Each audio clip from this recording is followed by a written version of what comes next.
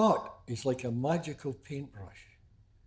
You know how an artist, he gets a canvas and he gets a paintbrush and he starts painting trees and he starts painting rivers and animals and grass and mountains, and he paints a picture.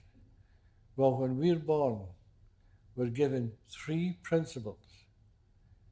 The principles of mind, the principles of consciousness, and the principles of thought.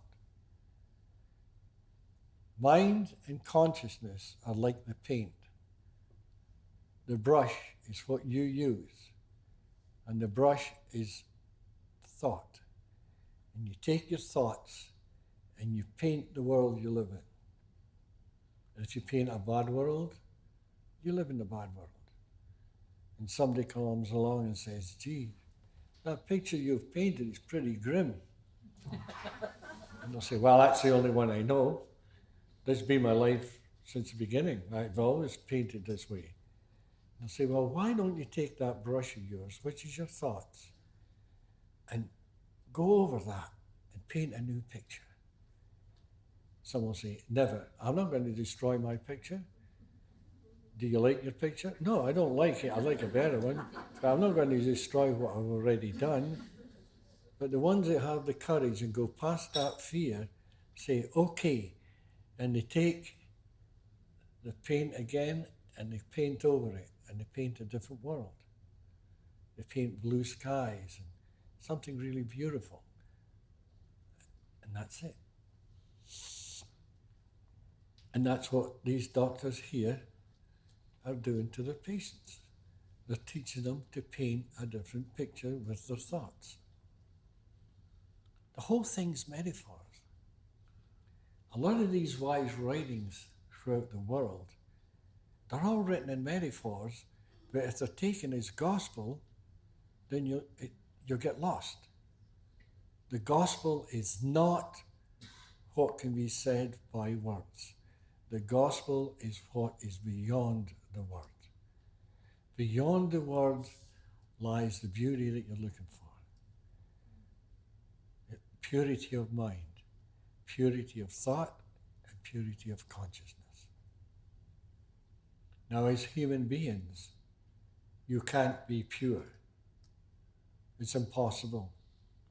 For the simple reason, even seeing the illusion, you're not pure. There's only one place you can find purity, and that is beyond time, space, and matter, where the divine mind lies. Only divine mind can be pure. The personal mind is always impure to different degrees. But the purer your mind is, the better picture you're going to paint in life. What you're looking for is inside you. If you want to listen to me, you can, but don't follow. And this is what was happening when I first started in Salt Spring. Literally, 200 people a day, it was nothing for 200 people a day to come off the boat to come and see me. And at one time I talked for 3 days and 3 nights without even going to sleep. Then I started to realize this is silly, really silly. And I would send them home and they get really put off. You're not much of a help, you're sending us home. And they'd have medallions of some guru that they were following. And I'd say, well, look, why don't you follow this man that's round your neck? And they would look down and say, well, I'm not getting anywhere. And I say, of course not, because you're listening to somebody else. Listen to that little voice deep within your own soul, because that's where the answer is. Deep in your own soul. And as I said yesterday, soul is pure consciousness. Now, through the years, you've heard people say, that man or that woman is losing their soul to the devil, and they're going astray. Do you know what that means? That they're losing their level of understanding to their own self, their own ego. And that's what the ego is. The ego is the dark side of life, because the ego is the illusionary carrier in this world. And this illusionary carrier tricks you. It wants you to get lots of money. It wants you to get lots of power. It wants you to be number one. And this is what's created all the problems from the very beginning of time. This is what creates wars. This is what creates all the atrocities that's going on in the world today.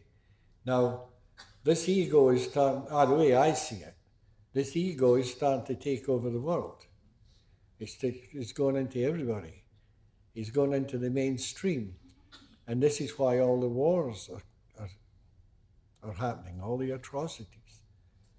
Now, what the world has to do is to start looking in another way and look inside and lift their level of understanding. Now, lift their level of consciousness. Same thing.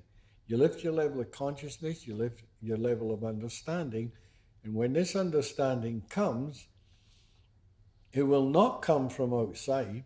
It will not come from a book. It will not come from a lecture. It's inside. It's an innate wisdom that lies inside. Now, when I say inside, that's a metaphor. What I really mean is this innate wisdom is that mind, that divine mind that you're connected to. And that's the secret of mind. The secret of mind holds all the answers that human beings are looking for. All mankind is looking for this wisdom, whether they know it or not. Some people even look for it through drink. Some look for it other different ways. Some try it through yoga. Some try it through meditation. Some try it. There's thousands of ways to try it. But no matter how they try it, if it's an outside trial, it'll never happen. It'll always happen inside. And that's why a true mystic is not interested in you. They're not ashamed. They're not interested in you. They couldn't care less because you're an ego. They don't want to talk to you. But when they talk to you, they don't talk to you, the little ego. They talk inside. They talk into themselves because we're all one. And they talk to you inside. And they keep taking you inside.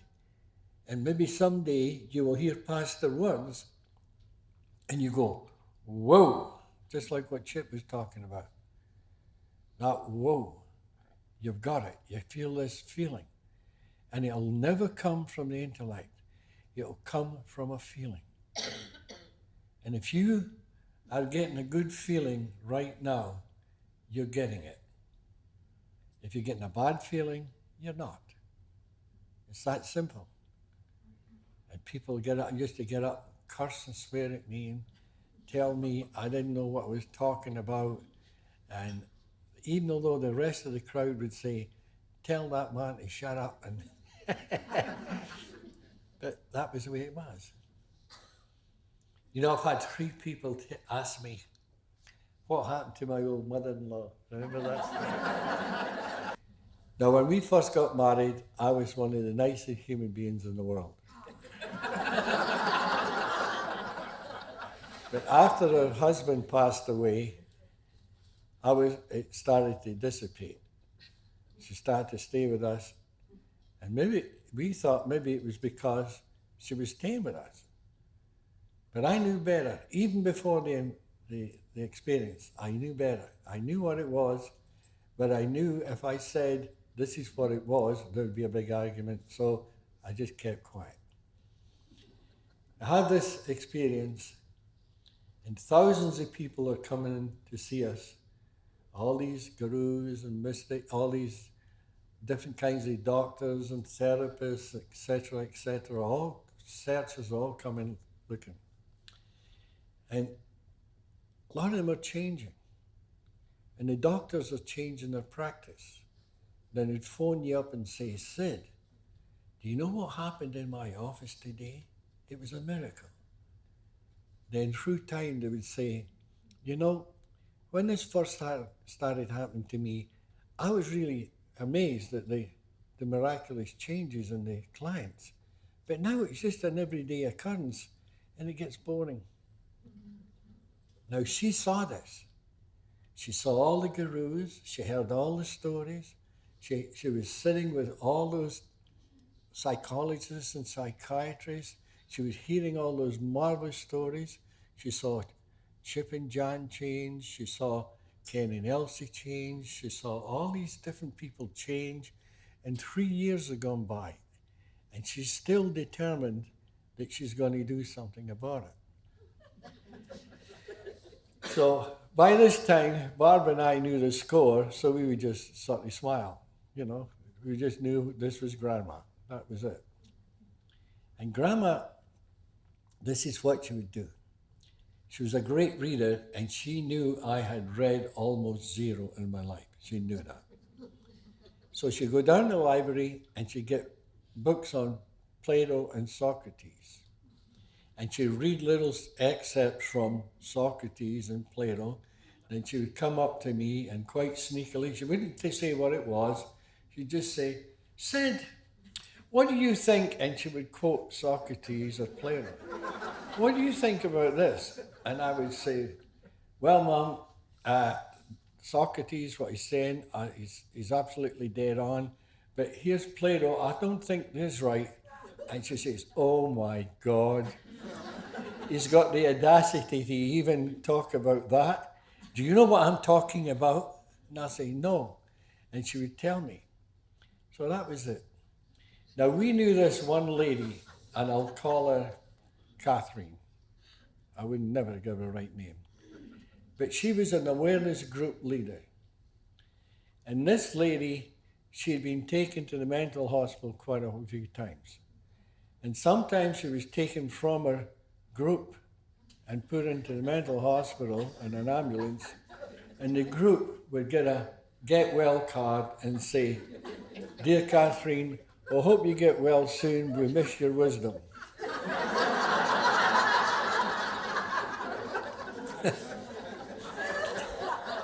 This is true. It's a true story. Now, Catherine was a lady middle-aged. So let's leave it that way. And she wore old English tweedy clothes, big black shoes, bent over, and she was pretty well drugged up, from her psychiatrist. And she was into those upfront kind of training, where you really were upfront with everybody, and you didn't care if you cursed and swore at them, and this is what she was like. And she would argue with me and really get after me time and time again. And finally, Grandma says to me, you know, Sid, you're crazy. Why do you put up with that woman? And here, she's just as bad as her. Why do you put up with that woman? She's not listening to you. And I said, well, Mom, if she has the courage to come and face me and talk that way to me, I must have the respect to listen to her. And one of these days, she's going to stick her nose in too far and then she's going to get chopped off. She says, well, I don't think so. She'll never listen to you. And now this was the pot calling the kettle black. Eh? So time went on, and one day Grandma says to me, I'll tell you what, I will listen to you if, that's a big if Kathleen so-and-so ever hears anything. And I said, oh, okay. And it was a big maybe, you know. So it just so happens the very next morning, Barb and I went down to the village to get some groceries. When we come back, there's a letter on the table, and it's saying, Dear Barb, something's happened to Mum. She's really frightened, and she phoned me up, and she wants to come and stay with us. This is our sister-in-law. And of course, Barb phones up the sister-in-law and says, what happened? You know what happened? We just got out the door, drove down to the grocery store, and there was a knock on the door. So Mum knows this woman really well. She opens the door, and here's this very vivacious lady standing, very beautifully dressed and happy and smiling, and she says, is Sid or Barb home? She says, no, I'm sorry, they just went down for groceries. Who will I say is calling? She says, it's me, Kathleen. And that freaked Mum right out. She had changed so much, she didn't recognize her. She didn't have a clue who she was talking with. And it freaked her out so much, she got afraid. Remember yesterday I told you it was fear? She got afraid, and she phoned my sister-in-law to come and get her. So that was it. About 3 days later, there's a knock on the door. And I go and open the door, and who's standing there but Grandma? And she looks at me, and she's got tears in her eyes. And she says, can I come home? And I said, of course you can, Grandma. How did you enjoy your vacation?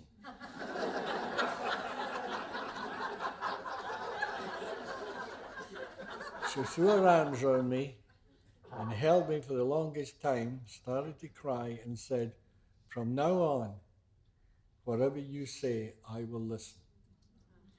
Now here's something. Within maybe a month, I would see this 70-year-old woman sitting, lecturing and instructing and helping professional doctors, psychiatrists, psychologists. She was lecturing to them in a very, very nice way. Her voice had changed, her whole attitude to life had changed, and I was a hero. I finally made it. And I remember once there was this gentleman came from Australia, and he was a doctor or something, I forget what it is. And he got the whole spiel, you know, what was happening and everything. And he and I said to him, well, look, let's you and I walk along the beach. So the two of us walked along the beach, and we're talking about this, that, and the next thing. And we get back, and it's about 3/4 of an hour. I walk in, and he said to Barb, you know, I've been with Sid for 3/4 of an hour, and he hasn't said anything yet. And Mum said, if you've been with Sid for 3/4 of an hour, you just didn't hear him. And that was it. She turned out to be the most beautiful lady you've ever met in your life. And this is the laugh. The people that knew her prior would say to me, how's the old cock pheasant getting on? And I think to myself, what are they talking about, you know? Then the new people that knew her would say that Mary was the most loving human being they'd ever known in their life. And I'll bet you in here there's a lot of people knew her. If anyone got up here and started talking about my mother-in-law, they would tell you she was the most beautiful, tranquil, loving lady. And then when she was about 74 or 5 at this time, and she died when she was 80. And just before she died, she said to me, you know, Sid, the last 5 years of my life have been worth the 75 years prior. She says, if I had known this, but that 5 years that she got were so beautiful to her. This was her life. And she was an absolute dream of a lady. And that's that old battle axe I was talking about yesterday. That's how powerful it is. We've seen so many changes in so many people, it's unbelievable. People were told they could never be healed. And just like that, they'd be over. But it wasn't just like that, they're over. They would jump the boundaries of time and go beyond modern day psychology.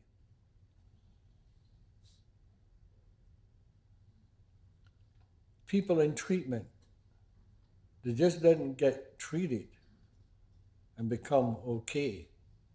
They jump the boundaries of time and go beyond even the therapist at times. And then the therapist would ask them, and they would explain to the therapist. Because you see, it's not the amount of time that you've been listening.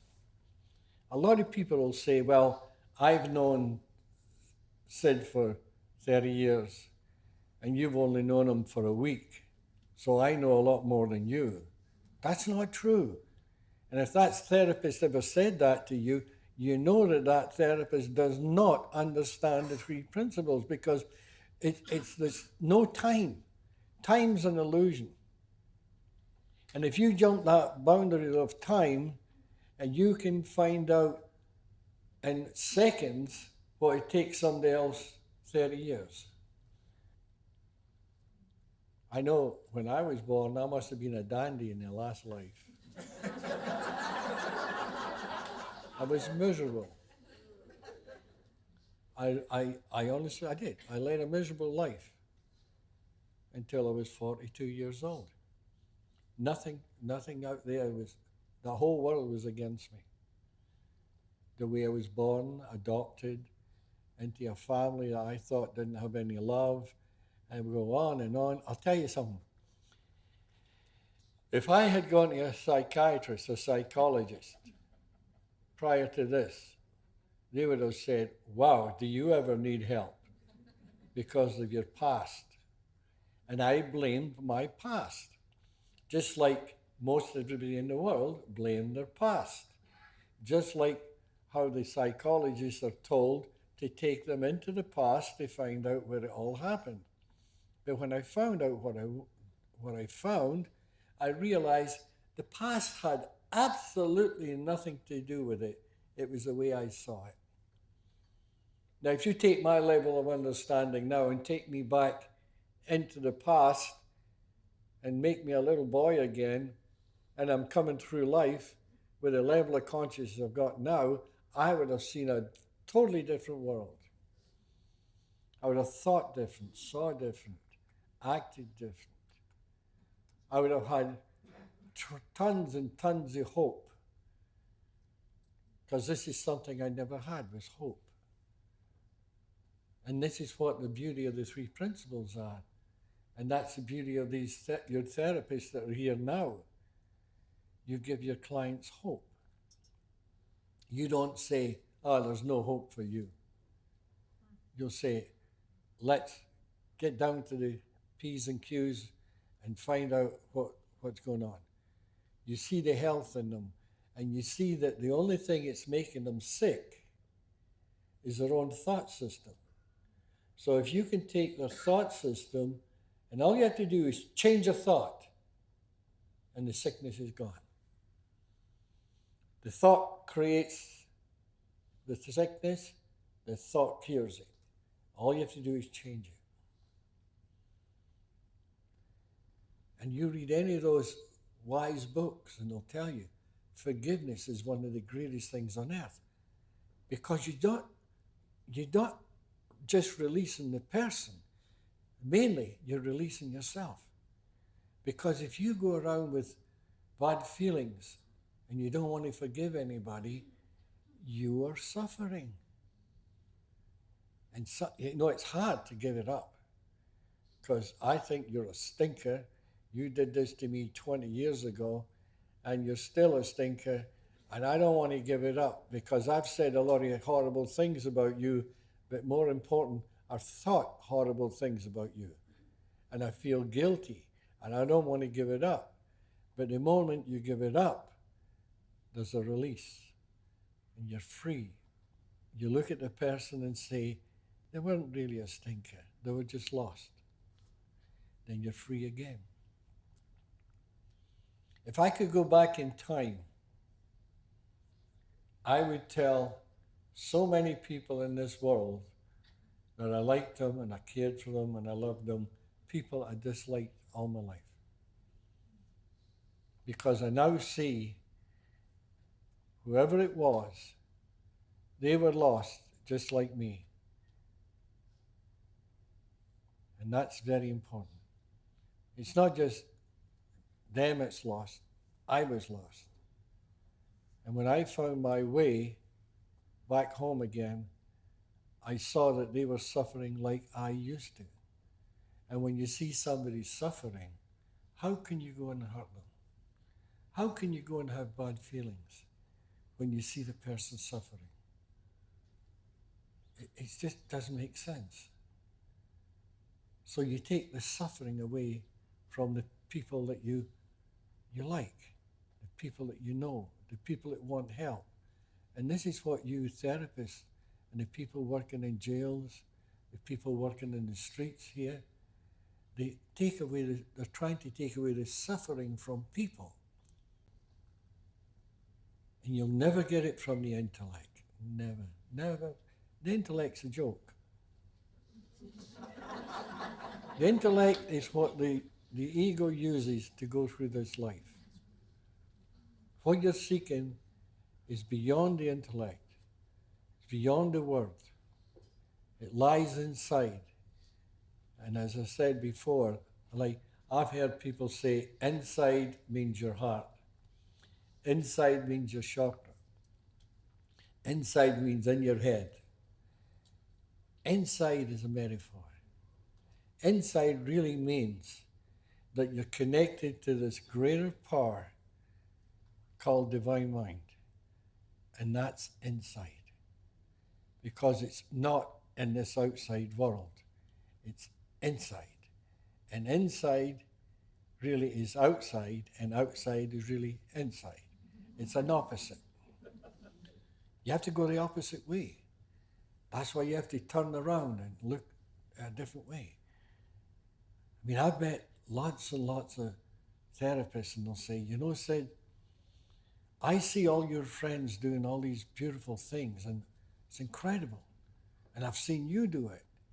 But we don't do it that way. We do it our own way. And I say, well, is it working? No. But this is the way we were taught, and this is the way we're going to keep doing it. They're not listening. They're not listening to themselves.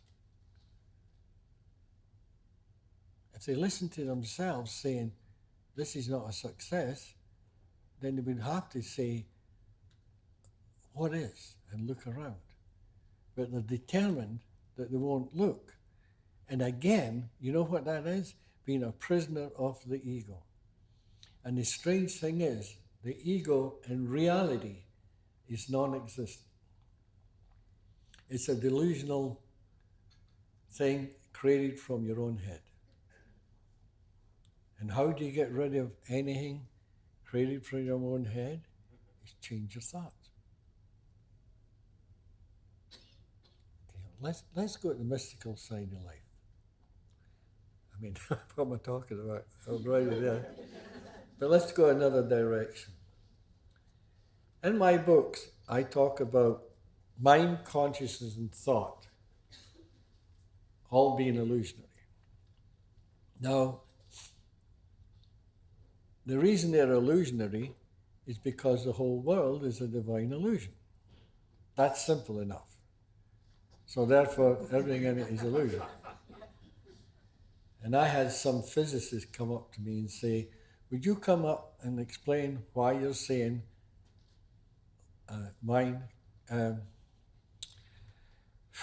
not with it, why everything's a delusion, time, space, and matter. And I said, okay. And so I visited them, and they were absolutely beautiful people. They were so nice to me, you wouldn't believe. They knew I didn't know beans about physics. And they knew within 5 minutes they could lose me just by the vocabulary. But they were very, very nice. They wanted the truth, so they asked me. And they said, for many years now, physics have been saying that time is an illusion. It's only man-made. What do you think of that? And I said, that's true. It's only an illusion. And one of them says, well, the latest one is space is an illusion. And I said, that's true, it is. And they said, well, would you explain to me how space is an illusion? Because we see space. There's space between you and I right now. So I got on the board and I put the 3 principles and we started talking about the 3 principles. And I said to them, what do you want me to put? Universal principles or divine? And they said, whatever.